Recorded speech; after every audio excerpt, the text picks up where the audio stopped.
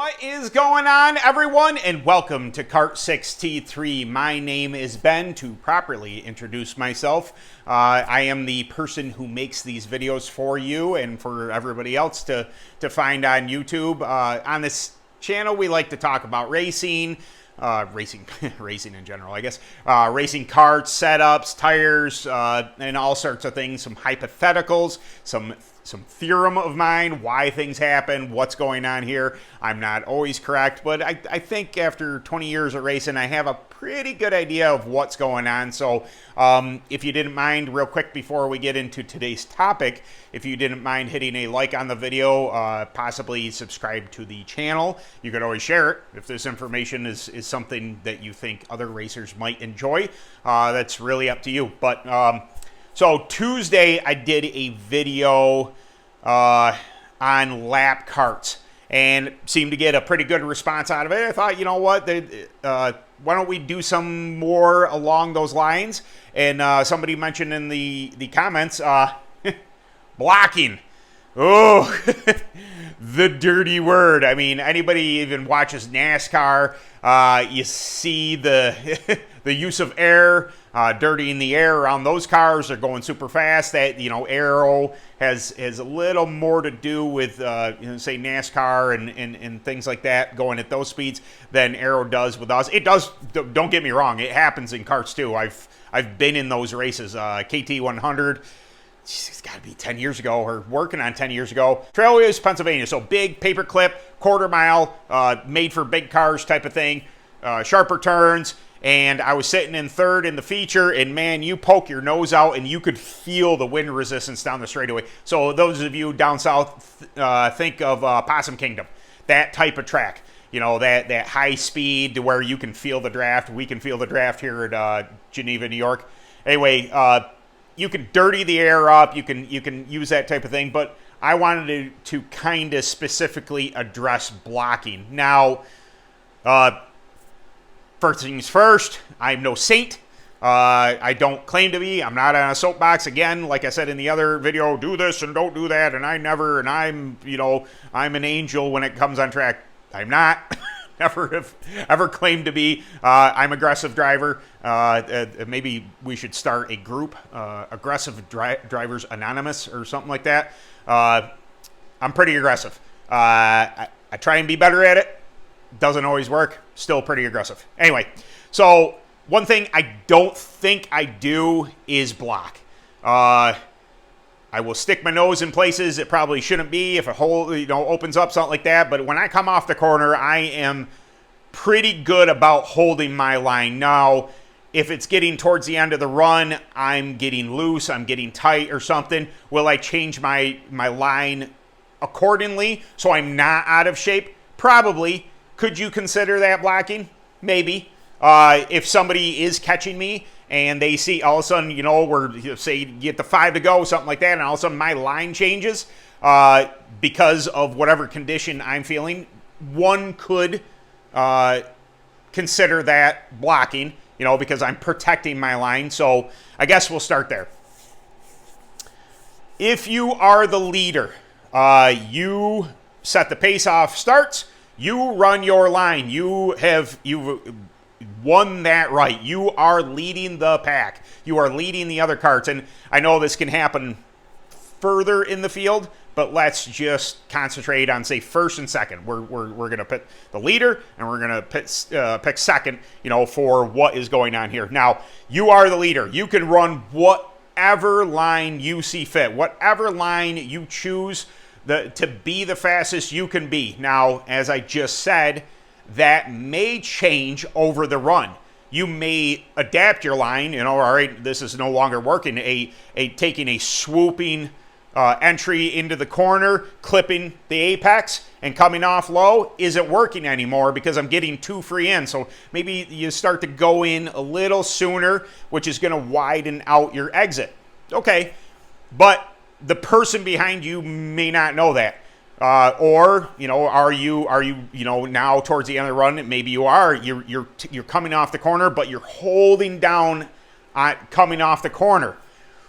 When you start to feel pressure is when somebody might consider it blocking. All right, you're the leader. There's 5 to go. All of a sudden, I'm coming off the corner and I'm starting to hold my line out. I was coming up to the wall. Now I'm not coming up the wall so much. I'm protecting the bottom. I'm forcing the cart behind me to take the high line, which is, we all agree, like, hey, I gave you the high side. Well, that's not always a viable option if you're second place. Say it's a 1, maybe 1.5, 2 groove track. That's not always an option, and you know that. And you have every right to take whatever line you see fit.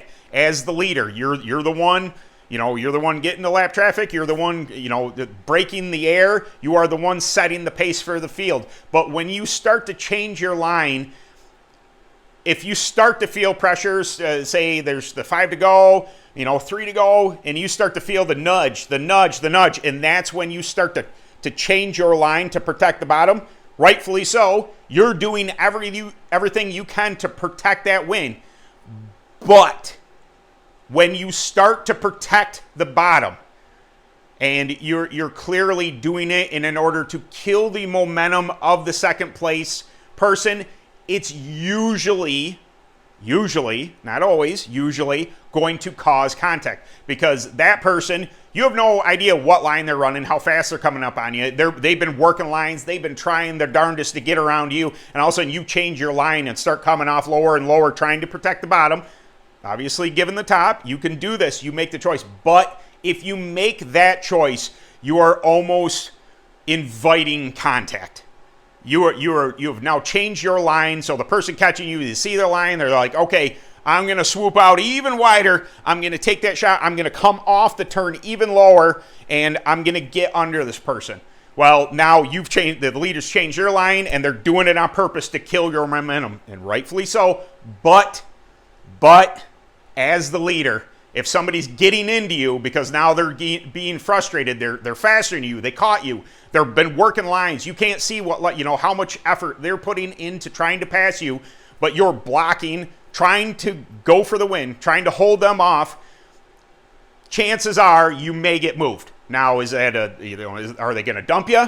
Are they just going to get on your bumper, make you tight, get you up out of the groove? It's situational, and it would obviously, it would be a case of what class you're in. I don't know how predators pass. I don't know if that's you get on bumpers and you get a person tight, you get them loose, you get them a little out of shape. I'm imagining it's a little more subtle than open. Most of my experience is from the open, and like I said, our closing rate is like this, so it's a little more dangerous with all the horsepower we have. So as soon as I know on my 2-stroke, as soon as I get back to the gas, I mean, it wants to go. It jumps out of the corner. Well, if you've taken the time and you're expecting that cart to stay up and you pick up the throttle, all of a sudden they yank down, that you're going to cause contact. Now, either party could be mad in this, and I'm not taking this side or that side. I'm legitimately just trying to give you food for thought in this circumstance. You can be mad at the person in the lead not holding their line, but as the leader, it's not your job to give them the preferred line. It is not your job to make sure that they, being the faster cart, that they easily clear you. That's not your job. But if you change your line in order to protect yourself, you are inviting contact. If that's the preferred line, if you know darn well that this is gonna stymie their progression, you're almost inviting contact, whether you like it or not. So, I knew this was going to be a tough subject to address, but I'm going to try my best with this. So I think you understand that. That's coming off the corner. Now, give me a second here. I gotta get a drink. A little dry throat. And we're going to address the chop block. Yeah, give me a second. Okay, now my palate is a little more moist. I'm sorry for those of you who think that's a bad word. My wife's one of those people. Don't say that word. Moist. It's moist.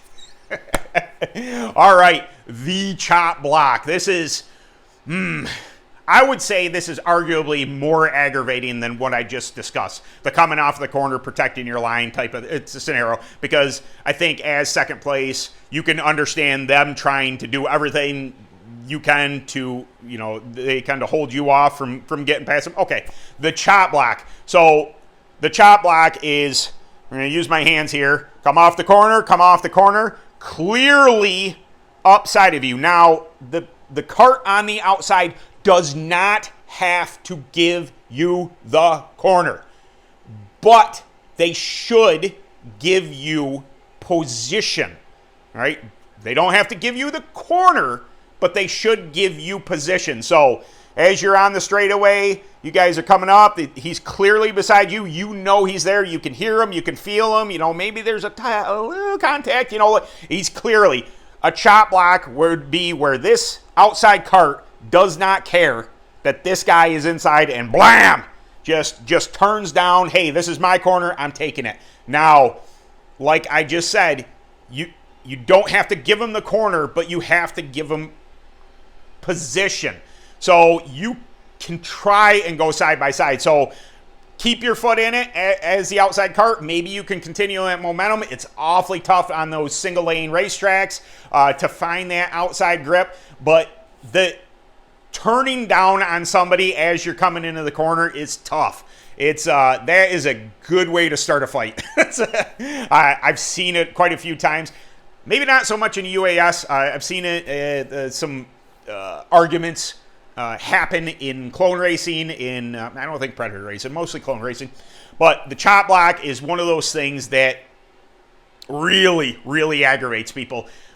Please try and give the cart at least a little respect. It means when you guys go down in the corner, say you go down side by side, you can hold him, her, whoever's driving the cart, as tight as you want against the berm. Don't give them an ounce of room. Make them fight for it. That's fine, but give them room. Just clearing their nose out, spinning them out, doing whatever, it's awfully, awfully dirty.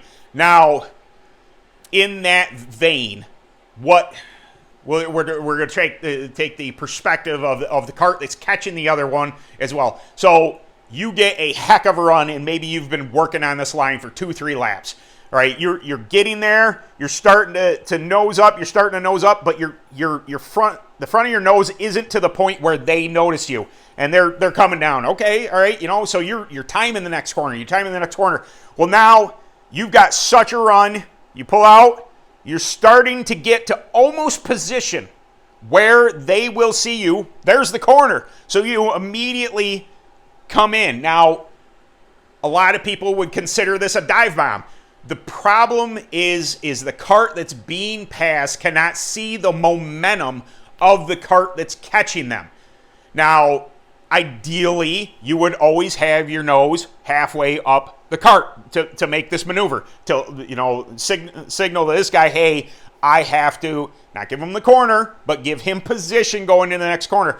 The problem is when this cart is almost to that point, I know darn well, that it's hard for you to go, oh, I'm just going to give him the corner. But, now you're completely out of position. You're too low on the track to make the corner. So you roll out of the gas. You both enter the corner. Now you screw up the hole. You are now susceptible to whoever's behind you making a move on you. So chances are, even if it's, within inches or something like that, that you have the run, but they don't, and they start to come down, and all of a sudden you jet it on in there. People are going to consider that a dive bomb, but again, the cart being passed doesn't realize what kind of run you might have had getting to that position. Now, I have seen dirty, dirty dive bombs. You think you have a hot rod, you think you have something that can go out and win the race, and you're making moves that you normally wouldn't. Normally you would be more patient with the person. Maybe, the laps are winding down. You can see the leaders getting away. You're working on somebody trying to get them. It's a sticky situation. Do you go ahead and take the advantage and apologize later, or do you be the nice guy and just give them the position and be like, hey man, I'm a nice guy, but you end up third or fourth or something like that? Do you take yourself out of that chance to win? That is really a tough call for a lot of people to make. I want to be the bigger man in that situation, and I try to be that bigger man. I know a lot of you do, but there are people that will just take it. And it's unfortunate when you get into that situation that you know that maybe the person you're racing, would just take it from you. So does that change your mind frame? Am I gonna use that, even though I'm not quite there? Am I just gonna go ahead and take that position from them? Very, very difficult scenario. I don't feel I feel bad for anybody having to make that decision or having to have that conversation. If it's a buddy, a friend, somebody, a competitor that you truly respect, and you did a bonehead thing or you made a move that maybe wasn't as kosher as you thought it was. They were surprised by it, so you go ahead, take the corner. They come down on you, and they're surprised, like, where'd you come from? That's when it's considered a dive bomb. Like, but I don't know. I could almost deal with somebody dive bombing me rather than somebody chop blocking me. I'm upside of you. I'm there. You come down on me. Just some things to consider. I don't ever want to make these videos and be up here like, you should, do this. And no. Been there, done that. Totally understand. Just giving you my perspective of my experience over 20 years of driving. Sometimes you don't make the best decisions. Sometimes you have to man up, woman up, whatever. if you're a girl driver, and just face consequences. Hey man, I'm sorry about that. I didn't mean to do that. My bad. You're probably gonna get yelled at. It's happened to me before. It very well might happen to you. So, okay, I guess I rambled on along. I don't even know what I'm saying there. I've talked too much for this episode. So, all right, guys, I will see you next week, and thank you very much for stopping by. Later.